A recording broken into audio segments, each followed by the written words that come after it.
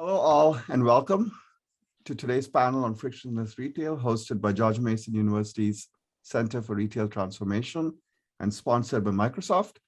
My name is Gautam Vadkepat. I'm the director for the center. And as parts of our efforts to highlight the transformation in retail, I'm delighted to host this roundtable to talk about frictionless retail, what it actually means, what are the benefits of it, what are the different categories of checkout options available, and what should retailers watch for as they implement these solutions. So I'm actually want to thank the audience for joining us from different parts of the world. I want to thank the panelists, especially for joining us from different parts of the world to share their experience and expertise. Before I get started, just a quick little bit of housekeeping. Just please post your questions in the Q&A. I'll try to hold the questions to the last, but we'll discuss those questions at the last few minutes. So let's first, without much ado, since we have just 1 hour and it's an action-packed 1 hour, let's just jump right in and let's introduce the panelists. I'm going to go around alphabetical order of the first name to ask the panelists to introduce themselves. So Daniel, would you like to kick us off? Absolutely. Thank you so much, Gautam, for having me. I'm Daniel Lund. I'm the founder of StoreKey, but also the autonomous grocery store chain called Livs. I'm calling in from Stockholm, Sweden. So I'm super excited to share our know-how about frictionless stores. We opened up our first store more than 3 years ago. So I believe I have some experience when it comes to frictionless stores. Nice to meet you, Daniel.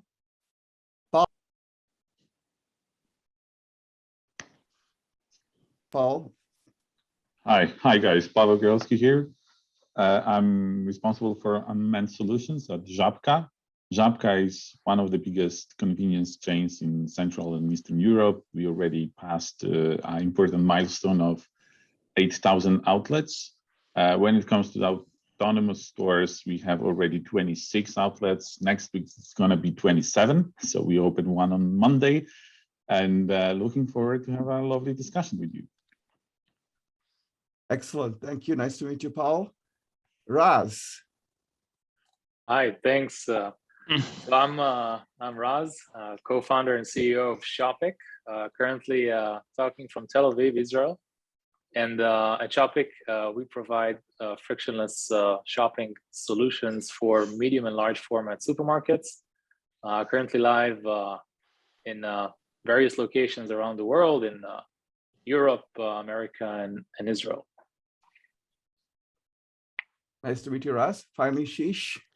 Good morning. I'm calling in from the Redmond campus of Microsoft. I'm the lead for retail within Microsoft for Startups. I curate and work with a very small subset of startups from the thousands of startups we have with the portfolio. And I represent some of the most innovative and disruptive startups aligned with industry trends. Some of the startups that you see today are from that portfolio. And we're going to be hearing about iFi, StoreKey, Żabka, and great to have Żabka here as well. I've been with Microsoft for 25 years and worked with retail and CPG customers around the world.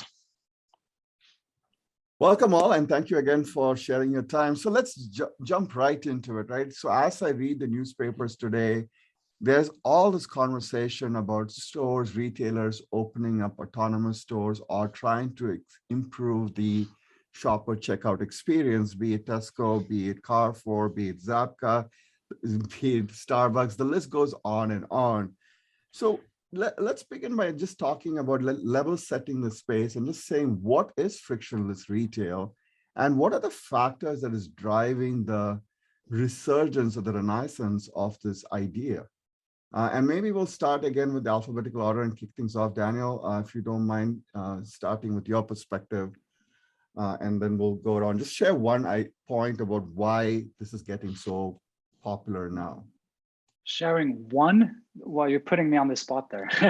I'm asking you to pick one. Oh my God. I mean, there are certainly many drivers, both how far technology has come. And I mean, it's so hard to pick one. To me, it's retail is an animal that has different, challenges that you have to master. So it's really tricky to hit one. But to me, it's about adding convenience, but not only for the customer, the consumer, but also for the retailer.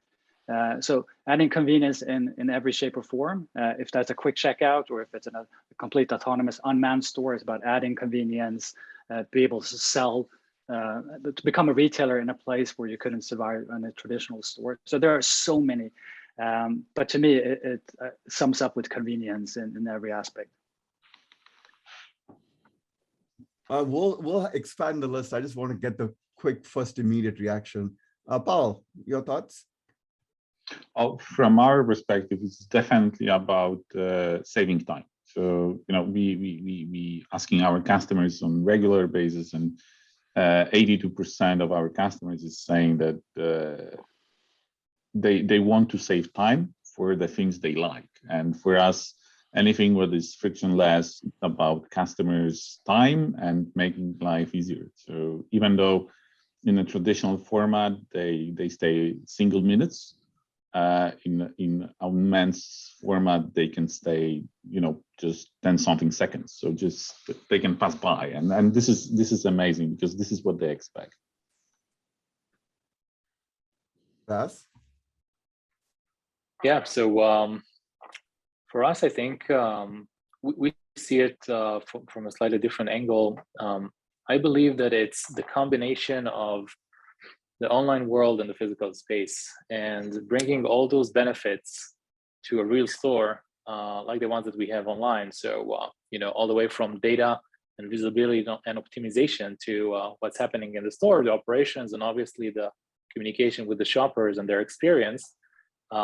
This is for the retailer, which translates to cost reduction and increased sales, but also for the shoppers. And this was mentioned here before, this superb shopping experience, the fact that they can enter the store at any time and have the same level of experience with personalization and fast checkout.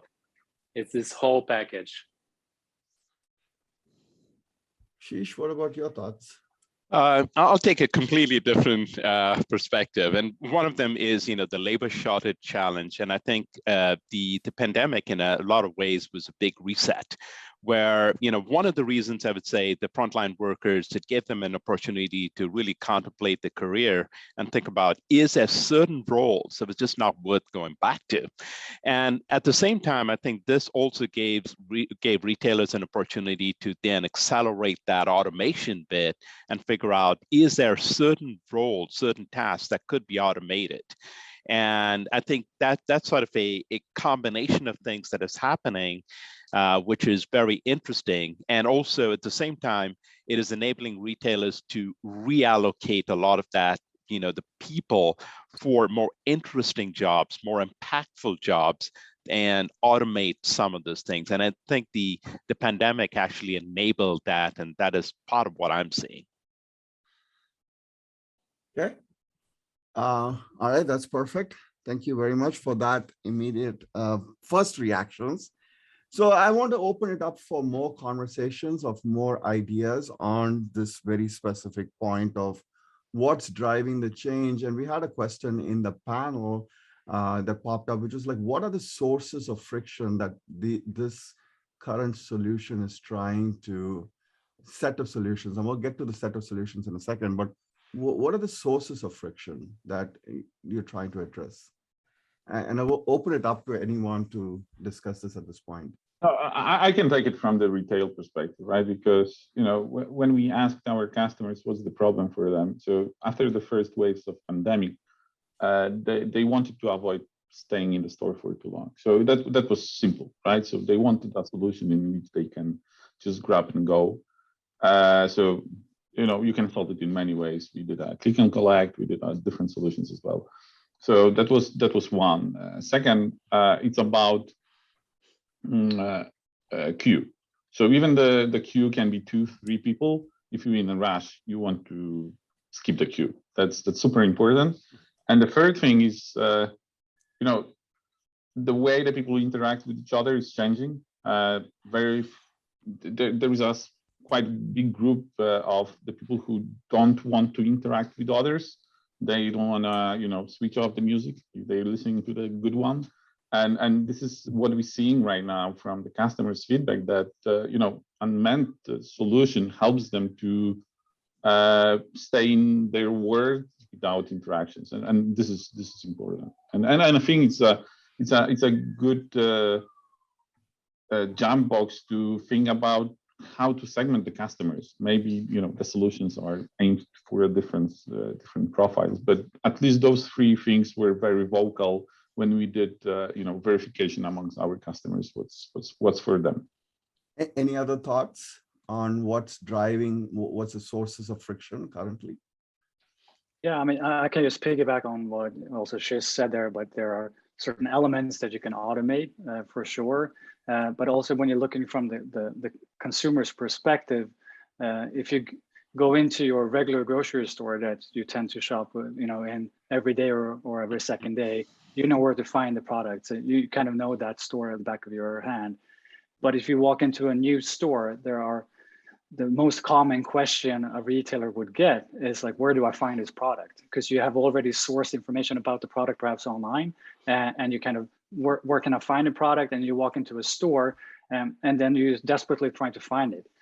So that's at a friction point, right? So if you're used to buy stuff online, that's one click.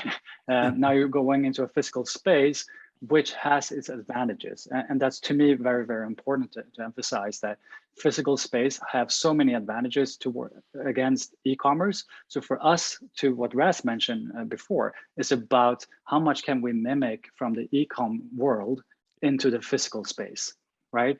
So finding a product takes away that friction. And once you find that product, it doesn't make sense to walk back through the whole store and then stand in line for 15 minutes. I mean, you're the customer, you're paying, right? That should go smooth. So alternative checkouts, it's a must. And then, so for retail, I mean, there are two coins, right? Two sides of the coin, right? So there's one that's facing the customer, and how can we better the friction and to make it a better shopping experience? But then you have the other side of the coin, which is everything for the retailer. Right? So how can they be more data-driven, making better decisions, and truly only stock the items needed on shelf, right? Because you can work with the data to anticipate. You don't have to guesstimate, right? You don't have to order pallets of different goods and hope it's going to sell. So it's a combination, right? There's friction on both sides. I mean, eventually both the retailer and the consumer wins. We'll take one last comment from either you, Ashish or Raz, if you have any on this, and before we dive into the different categories of solutions available. Any last thoughts on this point? I can jump in if Raz doesn't have anything to say. One thing, and I think I'll kind of emphasize what Daniel actually said just now as well. There is the want to shop areas, which is really specialty, and then there is the grocer, which is the need to.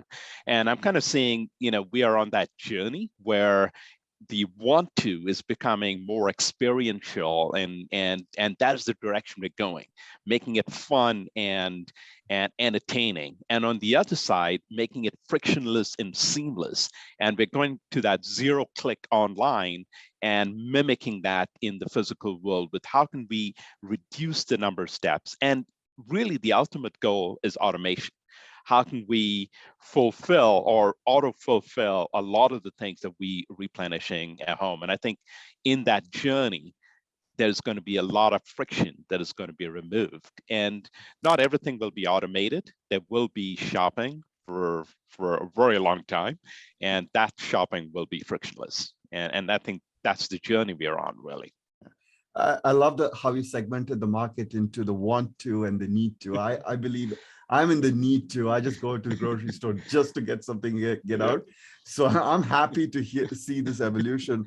Let's move on to the crux of this whole panel, right? Is that as I have perused articles and announcements, I see that there are different categories of these solutions available, right? In-ceiling solutions, as the mobile cart, then you have the mobile phone options.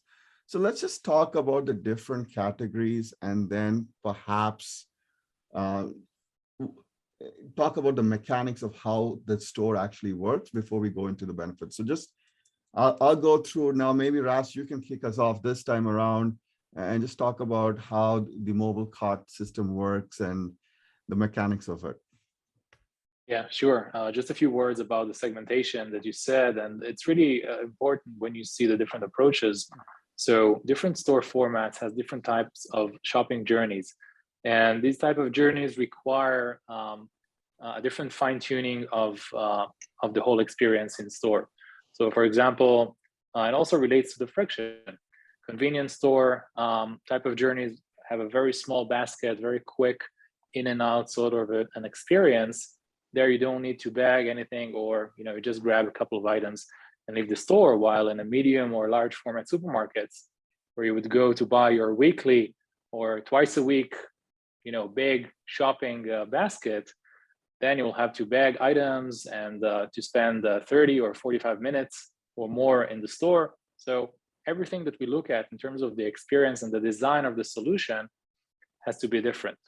So the approach we took at Shopik is to bring this level of experience in a whole solution to stores that are medium and large format. So it's about 10,000 square meter and up, 1,000 square meters and up, 10,000 square feet and up, which is the smallest type of supermarkets, and all the way to big, like stores with fresh foods and all of that. And when you look at stores like that, while we take the shopping experience in mind and we want to bring the best in class, obviously, for the shoppers, Daniel mentioned it, we have to look at the other side of the coin, which is the retailers. And they have a store to operate. They have to manage the store and make sure that they won't add operational costs, but only reduce them while implementing such solution.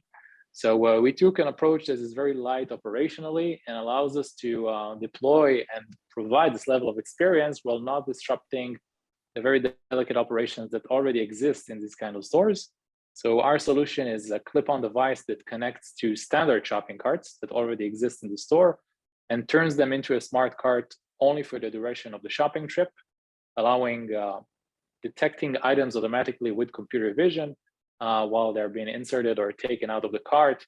We have a screen on which we communicate offers and promotions to shoppers. They can bag their items as they shop and eventually pay through the device or the payment kiosk, return it, and leave the store with the same cart. Everything is bagged and they just leave the store. So this way we achieve, in our belief, this balance between these two areas without hurting, any one of the sides. We look at it as a whole platform. We also put a lot of emphasis on data analytics and this marketing channel that was created now for the entire journey at the store. Thank you. That's very helpful. It's also interesting that you noted that it doesn't change the retailer back end, what happens there as much. And also, I think, I'm used to pushing a shopping cart, so it mimics that experience. And so there's perhaps not as much change from a consumer side. Daniel, how about you? And your perspective, you have a really interesting business model as well. Well, yeah, I mean, I think we're quite close to what Shopik does when it comes to the solution fundamentally, right? So what we have done is moving the shopping experience into the customer's phone. So the phone becomes the key here. So that makes it also possible to use the StoreKey platform to manage an unmanned store, which the lift stores are, right? So then you have the phone application, which lets you unlock the door in this case. And it's also the phone which you use when you shop, right? So you scan items or you manually add items, you're building a basket. So it's like you are in an e-commerce world, if you will, but you use your phone. And what's really interesting here, and what we've learned throughout these 3 years of having these stores, is the importance from a consumer level to kind of feel that we are there, even though it's an unmanned store. And funnily enough, we've become very, very personal, right? Because now we know who you are and what you tend to buy and what you used to buy. And we can now drive inspiration, for instance. If you scan chicken, we produce a great recipe on a chicken stew. but perhaps not without garlic, because we know that you never bought garlic, right? So there are so many things that we can personalize this offer, and then we can also drive top line sales by creating bundle offers as we go and as the customer is about on their purchase journey. So there are using the phone is like opening a jar of potential. Like there are so many things you can do now, because the phone is now also leaving the store with the customer to their home. So now we can start communicating with them through the app, for instance, like via a push notification. And just to brag a little when it comes to that, of all our tens of thousands of customers using the StoreKey application, we have 82% of them have enabled us to send them notifications. And a typical retailer is about 18%. So 18 versus 82. So that speaks volumes to us that they want our communication because it's relevant. And that's the super most important challenge any retailer must solve every day, is how to stay relevant, right? With assortment, pricing, and offer. If you can sweeten that with frictionless stores, you're better off than your competition. But that's how you kind of leverage the phone.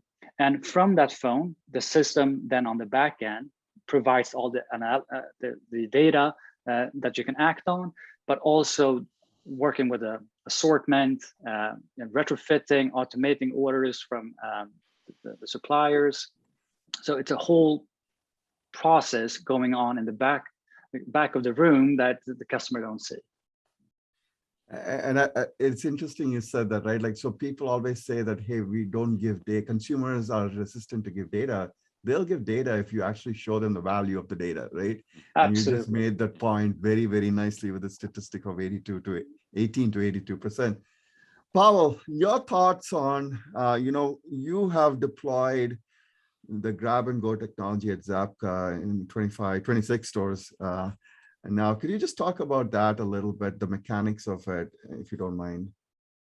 Yeah, actually, I think we need to understand that when we started deploying the first unmanned stores, we already had more than 7,000 of traditional stores, in which we implemented the self-checkout. Actually, we have very nice self-checkout, which can both serve the customer, but also can be used as a cashier register, so it can be used by the clerk. So we already implemented a way to enable frictionless shopping, and we were thinking about what will be the next level of that. So that's why we decided to go fully with the cameras only and fully unmanned solution, and in which we on purpose don't have any people in the store. We want to communicate with the customers or via app, or we just communicating a voice to them directly from the speakers through our customer care center. So for us, it was a little bit,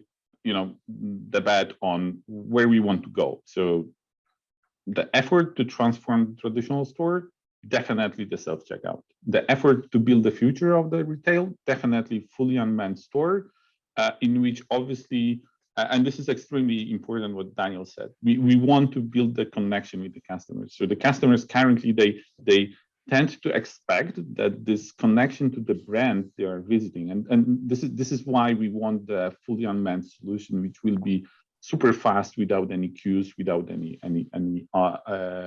problems.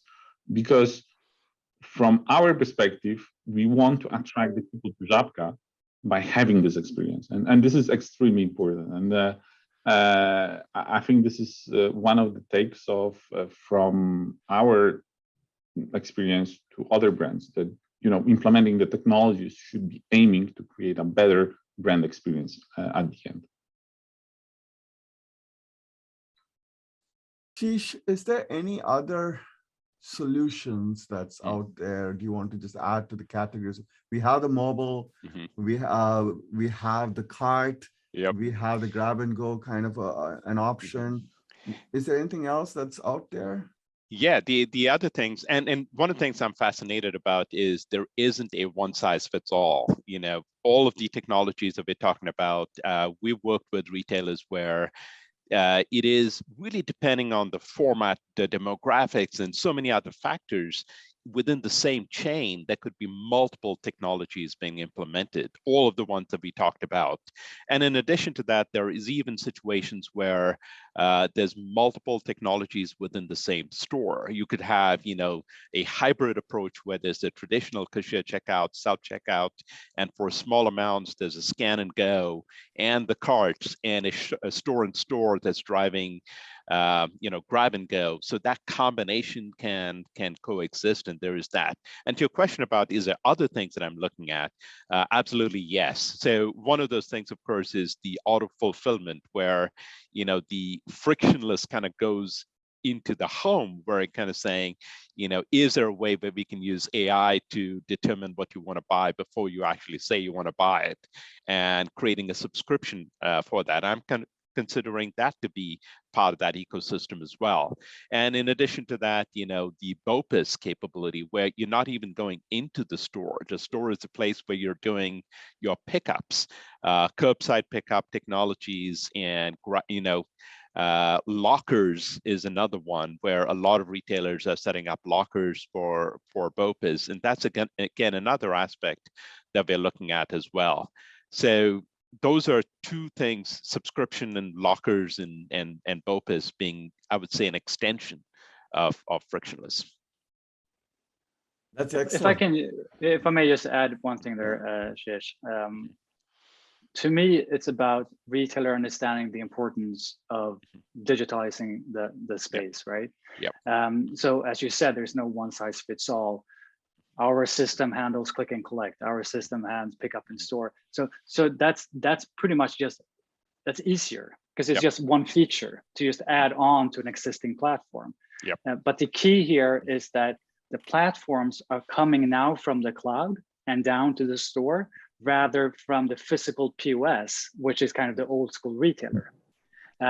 So that's where the transformation is happening.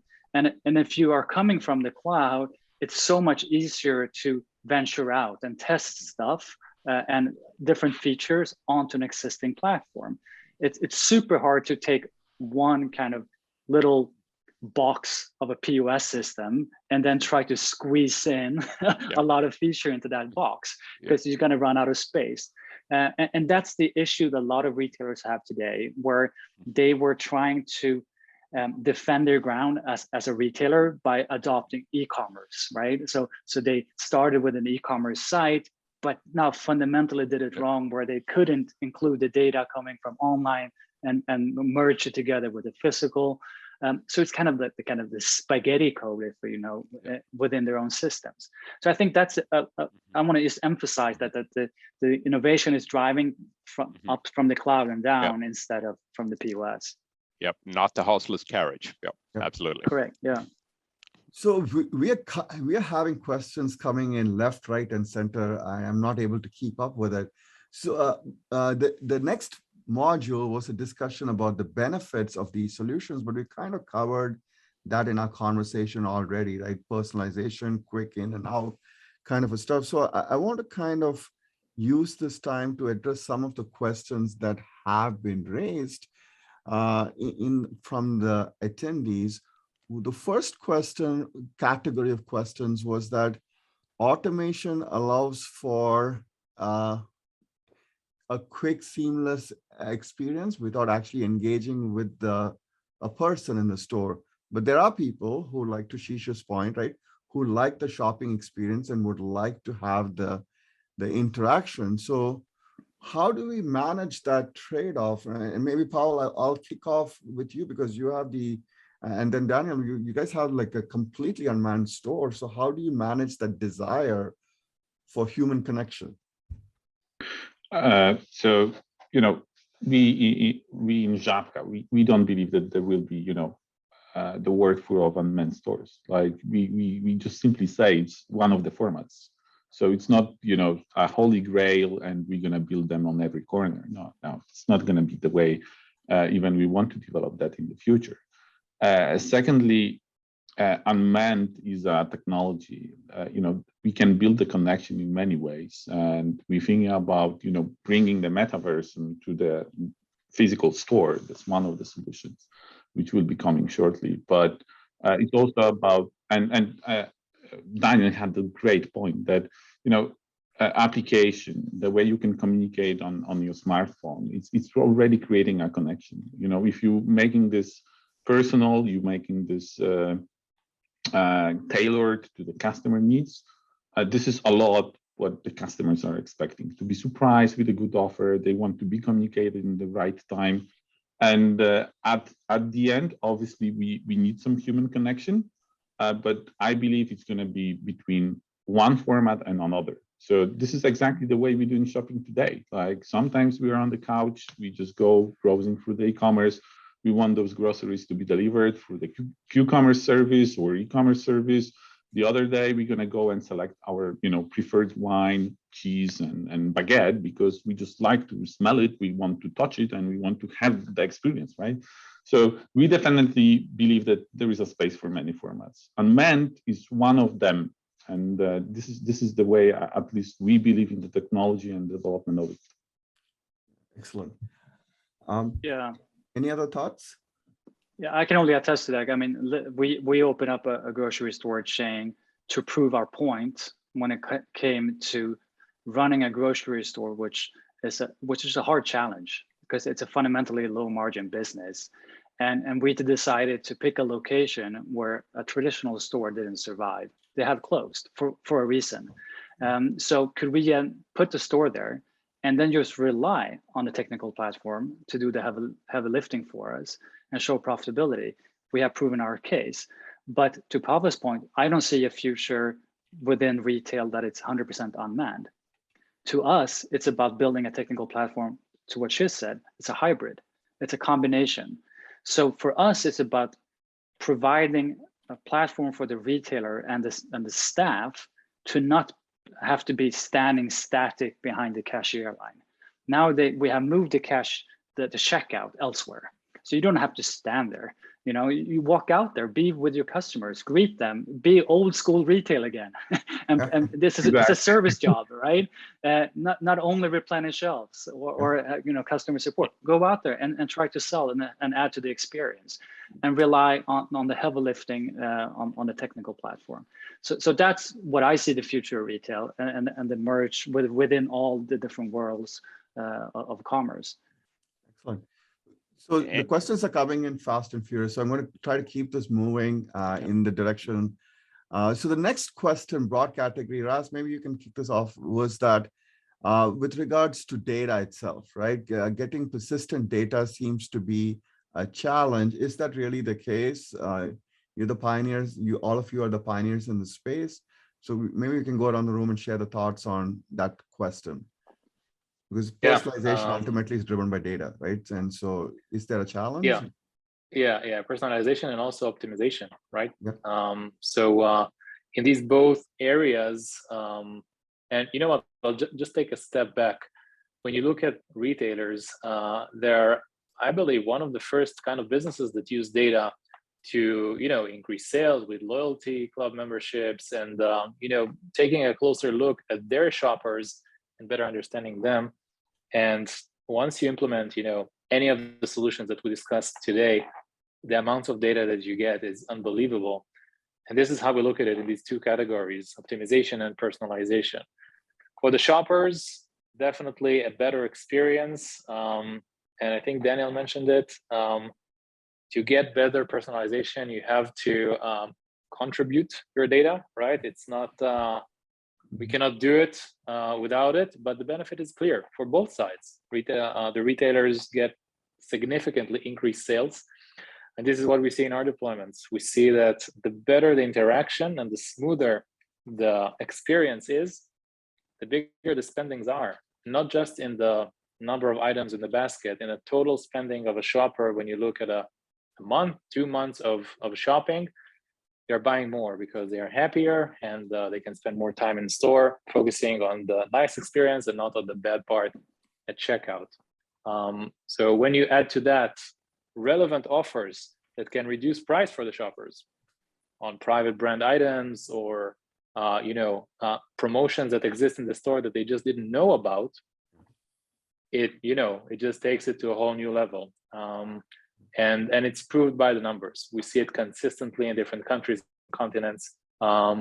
It's there. And the other side, optimization, it's mostly for the retailers. They want to make their store more efficient, and they want to have these funnels of data that they can examine, just like they do online in the store for all sorts of tasks. So when you implement these kind of solutions, you can gather this information as well on the floor, on the shelves, and get these decisions on how to be more effective. And maybe I'll expand the question to a broader question, right? Is there resistance from consumers to adopt these technologies, perhaps? And are they, if they adopt it, of course, they're signing into sharing the data in some ways. Across the board, have you seen some, are there different segments of people who are perhaps less likely, or do you see widespread adoption?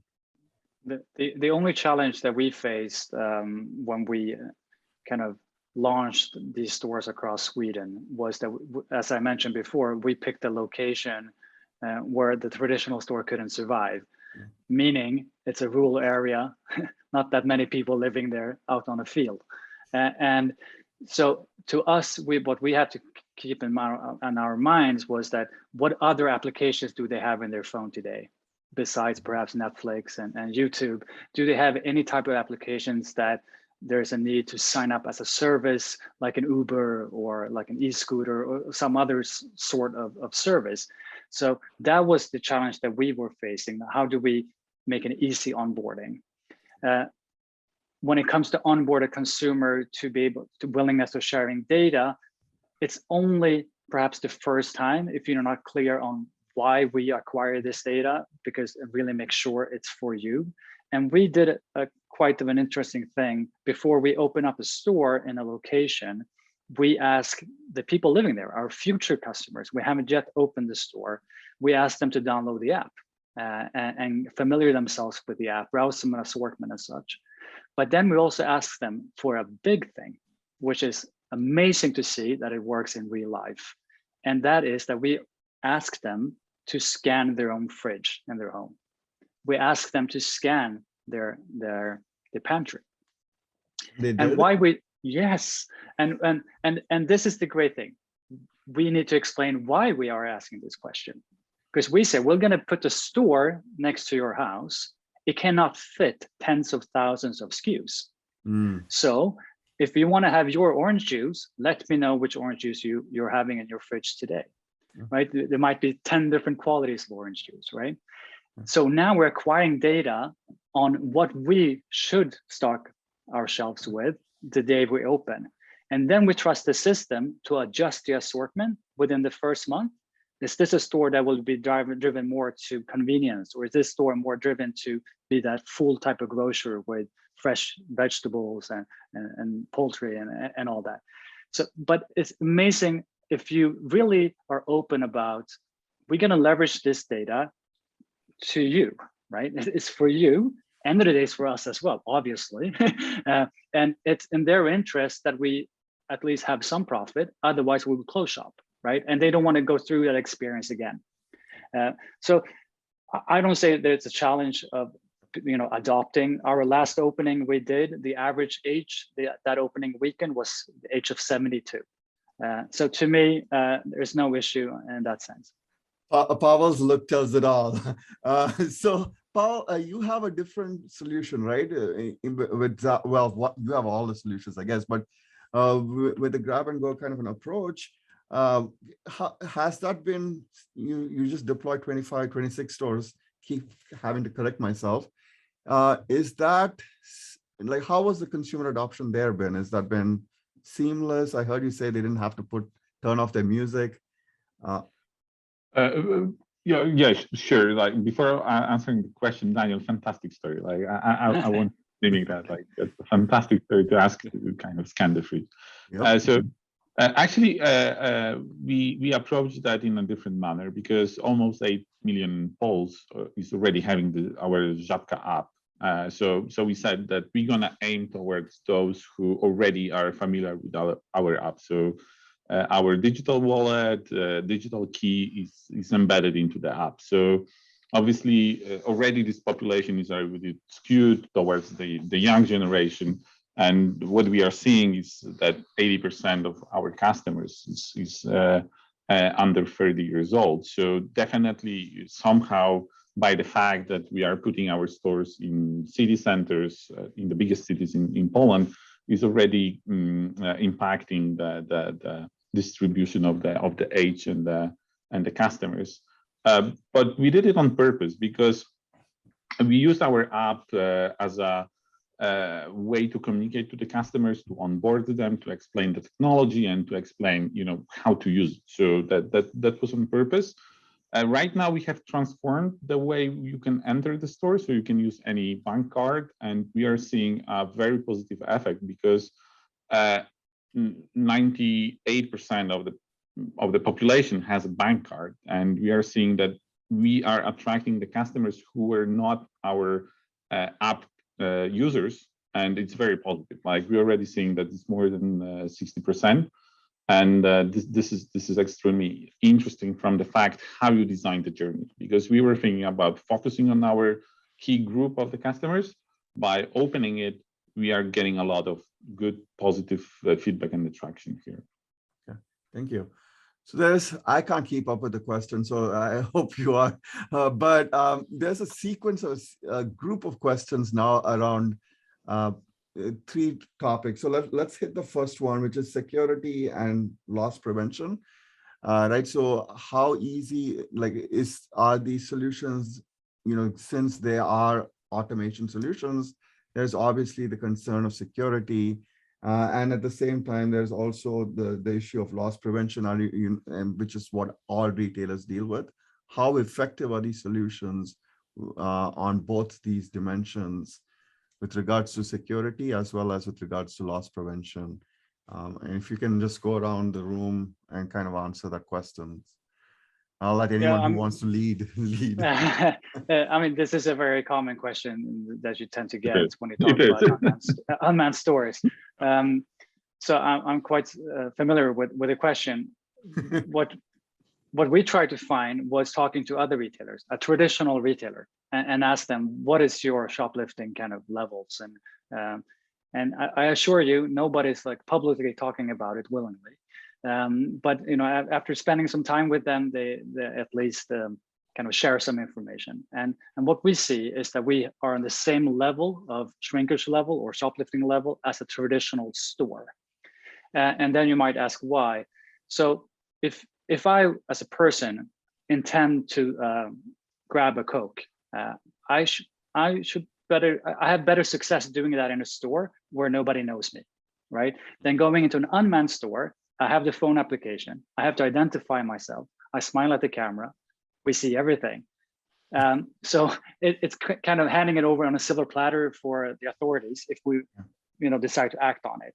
That takes away a lot of the shoplifting. Do then people try to trick the system? Yes, of course. That's just in our nature that you have some percentage of the people want to try that.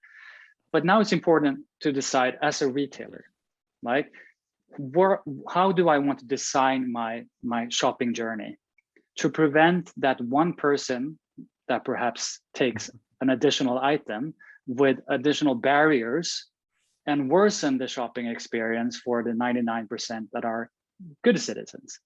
So you have to make that conscious decision. So it's like, I usually say that, like with credit cards, like there's always credit card fraud, but you can't really solve it because there are always within these technologies corner cases that you can go around. But having the same kind of level of shoplifting like a regular store, I'm happy with that because I know that the system will only get better and better and better. So I'm working to reduce that as we go. And we already see that now where the system alerts us from detecting a behavior that's not common and so forth. So to me, it's still a win-win. Raz, how about you, with regards to the... Happy to add here. We also have a lot of experience with shrink, which is extremely important when you start and scale up and deploy to a large number of stores. So we do two things. One, obviously, we have cameras that we use to detect the items that go in and out of the cart. So these cameras act as a security shield as well. We look slightly above the cart level, so we can see not only the cart content, and everything that's going on there and around is being monitored. And if our system didn't specifically identify the item that was inserted, we still have the live pictures, and we ask the shopper and also alert the store that this alert has to be resolved before checkout. So it's always there. Same with Daniel, we're doing a lot of shrink tests, and we see that we keep a normal level at store, no increase at all. In some stores, when you compare our transactions to the normal shrink, it's even slightly lower. And it really surprised us. So we started looking into that, and we discovered something interesting. From shopper feedback, we understood that there is a sort of a deal that is being made between the shopper and us while they use our solution, because 99% of shoppers, they just want to shop and get out of the store as quickly as possible. They're not there to play with the system or to try and steal things. So they understand, even if there are limitations in the beginning of such and such edge cases, they'll understand it and work with the system and not try to fool it. So the group that is playing with the system, not for for malicious intent, is so small that we don't even see it in the numbers. Pawel, anything else you want to add to this discussion? Yeah, just maybe small comment. The shoplifters, they're, maybe that's bad, but they're not stupid. If you're surrounded by cameras, you don't do that. And this is our observation, because we measure that on the daily basis, comparing this to the traditional stores, and having 60 plus cameras around you, which can provide evidence that shoplifting, it's they are not stupid, they are just shoplifters. So Pawel, since you brought up the cameras and the number of cameras, there's another question follow-up specifically for you, which is this only camera based, or are there smart shelves installed as well in your Nano stores? Only camera based. We did it on purpose because it was really important from us, the economics of the store, single unit economics. Yeah. And using only cameras makes it relevant. And do you, besides the actual checkout, do you grab any other information of the user? Are you able to share that? I guess through the app. Obviously, we have the user authorized to enter. So obviously, we have the user who or is connected to our Żabka digital wallet, or is a user who gives the phone number so we can send the receipt. Yeah. Apart from that, we don't gather any other information. Actually, it was really important from the perspective of our customers to design it by anonymity by design, and the whole system is designed that we don't keep any information. Obviously, we still have in place traditional monitoring, which we use for shoplifters, but the system itself is not recording any data, which was extremely important in the design phase. Yeah, and you actually kind of hit off on the next sequence, and there were like 8 such questions that are related, which is the privacy issue, right? When you're getting data, you're trading off the privacy of the individual. And we've tried to hit that multiple points during the talk. But Sheesh, you've been quiet, so I'm going to try to use this opportunity to pull you into the conversation. Any thoughts on this? And privacy seems to be a popular question.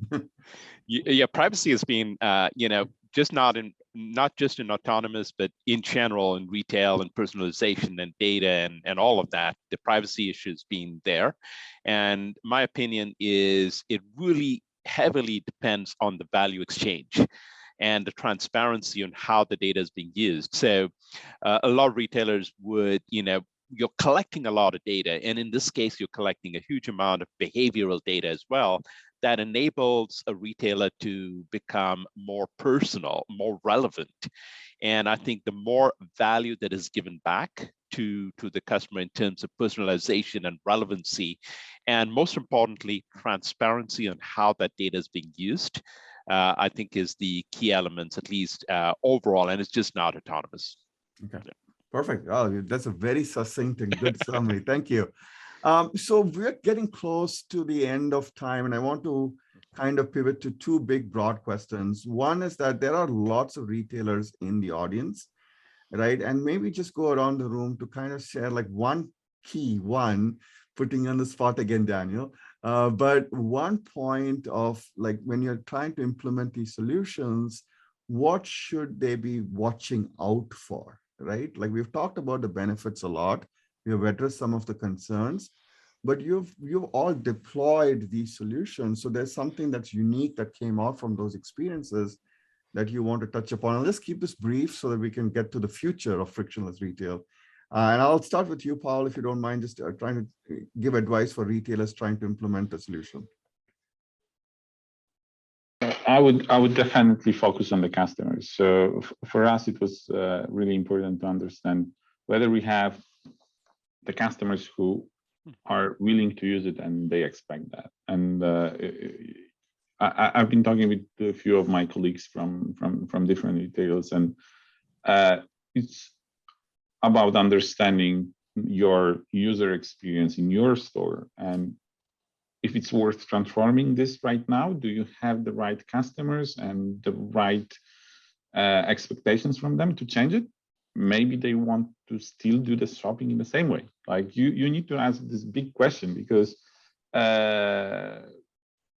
we see the different segments and we see the customers who will never use the unmanned store because they prefer something different, and understanding that there is a need for that will be crucial to actually launch it. Yeah, excellent. Daniel, Raz, either of you have any thoughts? Yeah, I mean, the most common conversation I have with retailers that are licensing the StoreKey platform, first of all, the majority of them is looking to do a hybrid solution. They're looking to add convenience in their store and at the same time acquire this data, right, to better the retail side of the business. The message I tell them every time is don't complicate things, because if you do that, you are now looking into a year of onboarding process of integrations with that square little POS box that we mentioned before.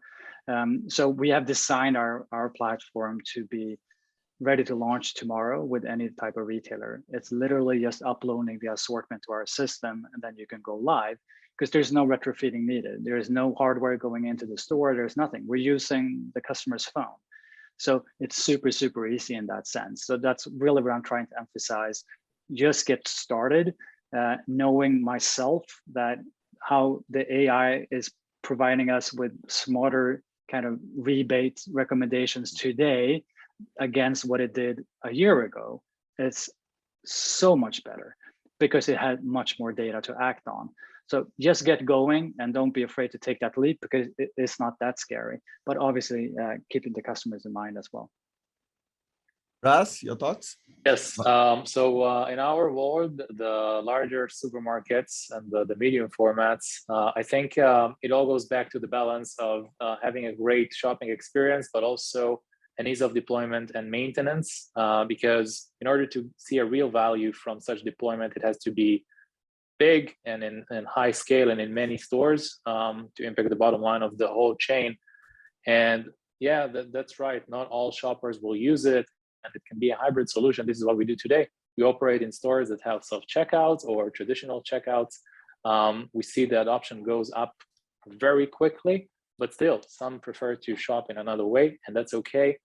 But the experience can be there if the technology can support it, and we managed to do it. But the other side, the operations, is critical, and I cannot emphasize enough how critical it is when you talk about big stores and large scales of transactions. And when you start to plan the project of how we can deploy it now to 20, 30, 50 stores and even hundreds and thousands, it has to make sense. So look at the costs, look at what is the impact on the store staff. How will the manager accept it? And how can we not interfere with them managing the store and just adding something that is also seamless and frictionless for them as well? So I think this is the winning way of doing that. Okay, so Sheesh, do you have a quick thought on this point? quick You work thought, with I'd all the say. retailers in the world, I think. So Yep. Quick thought would be, data flywheel and data gravity, because I think the biggest thing that this drives is really all of that data. And as Raz pointed out, it's the optimization and personalization that it really drives, and a lot of scenarios as a result that is pulled together just because of that data, which goes beyond POS. Yeah. Excellent. So now to the last question that we have time for, the last category of questions, which is what's the future, right? So Jerry in the audience had asked, like, hey, people are just experiment with this. When does this actually get to being a full-scale adoption, mass adoption kind of a thing, if it ever gets there?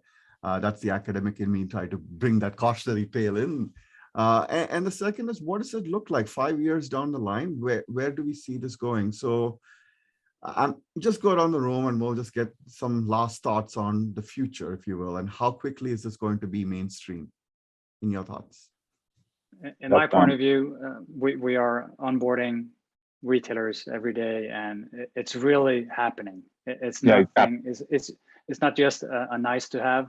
It's really happening across different type of retail sectors. If I would look into the future, I'm seeing a retail store that it's the brand of the retailer, and it's selling to different channels, as we have been mentioning before. Physical space, e-commerce, quick commerce, no matter what different channel, but it's the brand that has the tie to the consumer. And all these different channels need and must work together, right? So for the customer, it's a seamless journey, no matter what channel you're facing that brand or that retailer. So to me, we'll see different types of store formats. I think the big box stores will not be around that many. 5-10 years from now, they will be fulfillment centers for other types of goods to provide the e-commerce. But the stores will continue to leverage what the physical space can do, which is inspiration, touch, smell. Use all the senses, the personal interaction. So I'm not seeing that we will have, like we used to say, we will have flying cars. We're not going to say we'll have flying stores. But then we could talk about metaverse, but that's another hour discussion. Yeah, there is a question on metaverse. We don't have time for it, but we will have driving stores. That's happening. Yes, yeah, so absolutely. It's not a fast stretch of imagination that we'll have drones. Well, we actually do have drones. So yeah, to me, that's delivery. That's delivery. Yes, that is true. That is very true. Raz, your thoughts, and then Pawel. Yeah, I think we got to the tipping point in the industry where technology really matured the last few years, and we'll see more and more deployments. 5 years, we're talking about thousands of stores with such solutions, with, again, the different formats and types of journeys all across the different, from very small to very large stores. Excellent. Pawel? It's reality, like it's happening. So I think that the future will be about the ecosystem, right? We're gonna, have a different way of fulfilling the e-commerce, Q-commerce. Then we're gonna have, spaces where we're gonna provide the experience. I think what will be really interesting is that we're gonna be closer to the customers. Like we betting that there will be some ultra convenience, whether it's going to be, size of a huge fridge down in the apartment building. With unmanned technology, it's possible because you have the different cost structure. So I believe that there will be some, strategical changes in how the catchment looks like and what's the size of the catchment. Sheesh, what are your thoughts on the future, and have we hit the tipping point, to use Raz's words? No, I kind of think we're on that journey, and this is going to be, really also about the power of choice and the evolution of technology that'll enable those choices. And like I mentioned earlier, I think we're going from a grocery perspective, the need perspective, we're going towards that seamless ambient kind of shopping, and there's going to be a lot of evolutions along the way. Excellent. I'm a marketing professor, and I always take the view of customer first. And this has been a fantastic conversation for me because, tagging on to the last words that Sheesh had to say, the power of choice. Consumers now have the greatest amount of choice possible in the history of their shopping experience, all of which is driven by data and the insights that data derived. I love you, that personalization, customization. But to Ras's point, the back end of the store is changing and it's being optimized to be far better. And, like, I love what's happening in the retail space and how technology and data, along with the needs for consumer, are changing the sector. And I want to thank you all for taking the time to share this. This was fast and furious. I had a script prepared for all this and I had to go completely off script, but I hope this was useful to the audience. We'll post the video recording in the next week or so. If the panelists are so kind, I'm sure you'll entertain questions to them. Feel free to reach out to me if you would like to, and I'll facilitate the connections as well. The email is sbretail@gmu.edu. Thank you for your participation. Thank you, panelists, for making time at different points of the day to share your expertise. And I've really enjoyed this. I've learned a lot. And I think the choices for the consumers are going to be amazing moving forward. So thank you. Thank you very much. Thank you very much. Thank you. Thank you. Thank you.